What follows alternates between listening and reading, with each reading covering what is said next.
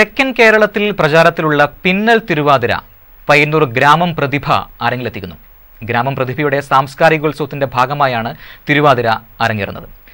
Limca book of world records ഉടമയായ Malathi G മേനോനിൽ നിന്നുമാണ് ഇവർ ചരടുകുത്തി തിരുവാതിര അഭ്യസിച്ചത്.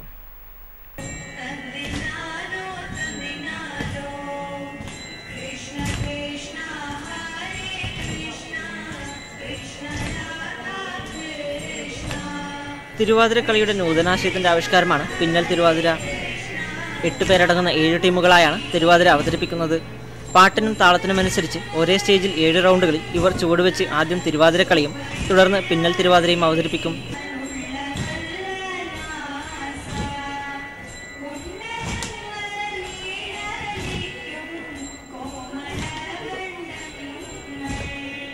ചരടുകൾ പിന്നിയും അഴിച്ചും ചുവടുവെക്കുന്ന കലാരൂപമാണ് പിന്നൽ തിരുവാതിര.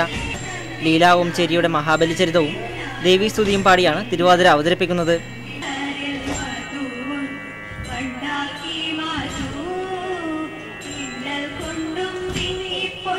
പിന്നൽ തിരുവാതിരയ്ക്ക് ചരടുകൾ പിന്നാൻ ഗജേന്ദ്രമോക്ഷവും ചരടുകൾ അഴിക്കാൻ ഗോവിന്ദനാമ സങ്കീർത്തനവും പാടി കളിക്കുന്നു.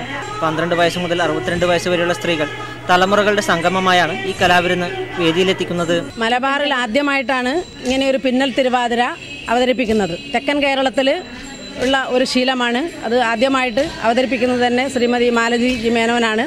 അവരുടെ ശിക്ഷണത്തിലാണ് ഞങ്ങളിതിവിടെ ഗ്രാമത്തിൽ ആദ്യമായിട്ട് അവതരിപ്പിക്കുന്നത്. തിരുവാതിരയുമായി ഇതിനുള്ള വ്യത്യാസമെന്ന് വെച്ചാൽ സാധാരണ മുടി പിന്നുന്ന രീതിയിലാണ് ഈ പിന്നൽ തിരുവാതിര ചരടുകൊണ്ട് പിന്നുന്നത്. അതിനുശേഷം ആദ്യവും അവസാനവും സ്ത്രീകൾ ചുവട് വെച്ച് തിരുവാതിരക്കളി കളിക്കുന്നു. പിന്നെ മംഗളം പാടിയതിനു ശേഷമാണ് കളി അവസാനിപ്പിക്കുന്നത്. ഗ്രാമം പ്രതിഭയുടെ സാംസ്കാരികോത്സവത്തിന്റെ ഭാഗമായി 13-ന് 6-ന് അമ്പലമൈതാനിയിൽ പിന്നൽ തിരുവാതിര അരങ്ങിലെത്തും.